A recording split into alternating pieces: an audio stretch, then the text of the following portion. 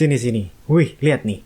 Alat ini aku simpan di kendaraan dan aku bisa mengecek posisinya dari HP. Sengaja aku simpan alat ini di kendaraan punya saya pribadi demi keamanan ya guys. Kita juga bisa lihat estimasi jaraknya di sini. Di video ini, saya mau sharing pengalaman pakai alat kecil ini, fungsinya buat apa saja dan di kondisi seperti apa saja. Mari kita bahas. Awalnya aku pakai alat ini bukan karena pengen ribet atau kepo berlebihan, tapi lebih ke antisipasi. Kadang kendaraan kita diparkir di tempat yang berbeda-beda, kadang dipinjam keluarga atau ditinggal cukup lama. Nah, dengan alat ini setidaknya aku punya rasa tenang karena kita bisa mengecek posisi kendaraan tanpa selalu harus datang ke lokasi. Secara umum, cara kerjanya juga sederhana. Alatnya kecil sehingga kita bisa simpan di kendaraan atau barang. Kemudian alat ini akan terhubung ke HP. Dari HP kita bisa mengecek perkiraan posisi alat tersebut berada. Praktis dan bukan seperti alat profesional yang kompleks.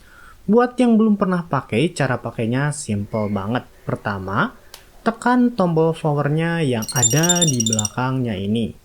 Lalu dekatkan dengan HP, buka aplikasi Finma yang ada di iPhone. Lalu kita tinggal ikuti saja sesuai petunjuk yang ada di aplikasinya. Gak perlu setting teknis yang aneh-aneh. Setelah terhubung, alat ini langsung terdaftar di HP kita. Kita juga bisa mengganti ikon alatnya ini, sehingga nanti petunjuk lokasinya akan menggunakan ikon tersebut. Lihat, seperti ini kita bisa menggunakan emoji yang ada di keyboard pada iPhone kita. Lihat ya. Sehingga nantinya petunjuk lokasinya akan menggunakan ikon tersebut. Dari situ, kapanpun dibutuhkan, kita bisa buka aplikasinya dan ngecek indikasi lokasinya. Dan menariknya lagi, ini ada fitur bunyinya.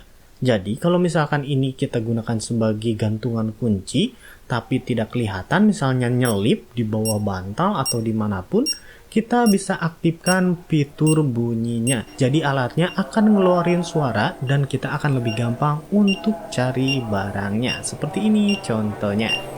Tapi tentu saja ini bukan cuma hanya untuk di kendaraan ya. Bisa kita gunakan sebagai gantungan kunci seperti yang barusan saya bahas. Atau bisa kita gunakan juga untuk kalung hewan.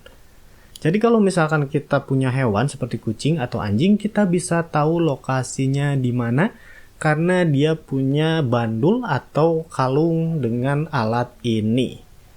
So, kalau misalkan hewan kita lepas atau main-main di luar dengan alat ini, setidaknya kita punya petunjuk lokasi terakhirnya di mana. Jadi nggak benar-benar mulai dari nol untuk nyari hewan kesayangan kita. So, saya akan coba simulasikan ketika menggunakan fitur bunyi saat alat ini kita gunakan sebagai gantungan kunci.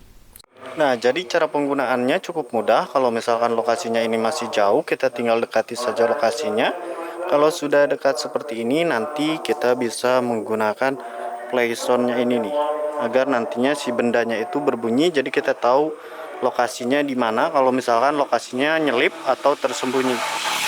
Contohnya seperti ini, saya simulasikan ketika mencari kunci.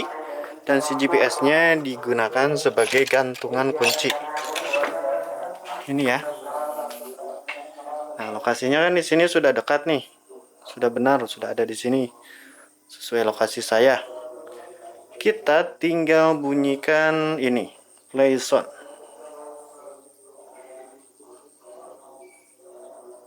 Nah, ini ada bunyi, kita tinggal cari sumber suaranya di mana.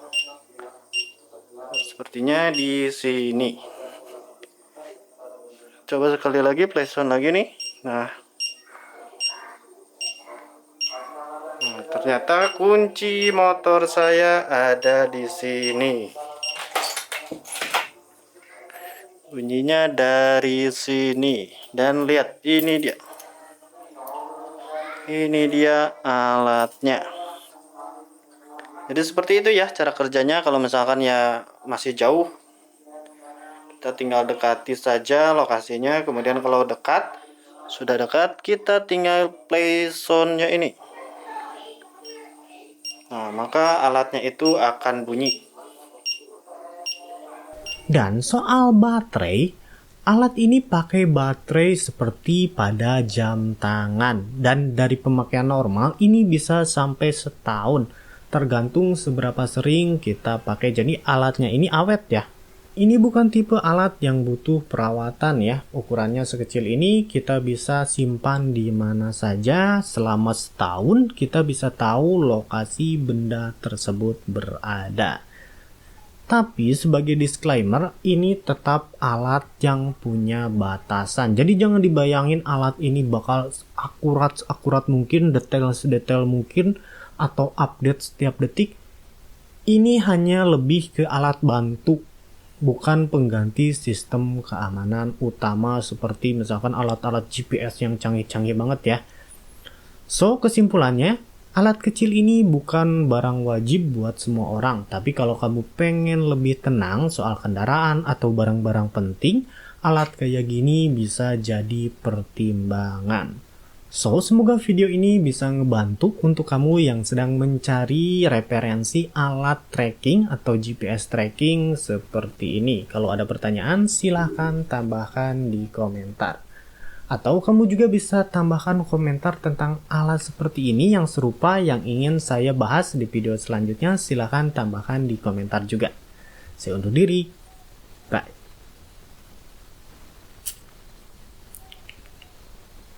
Sekecil ini.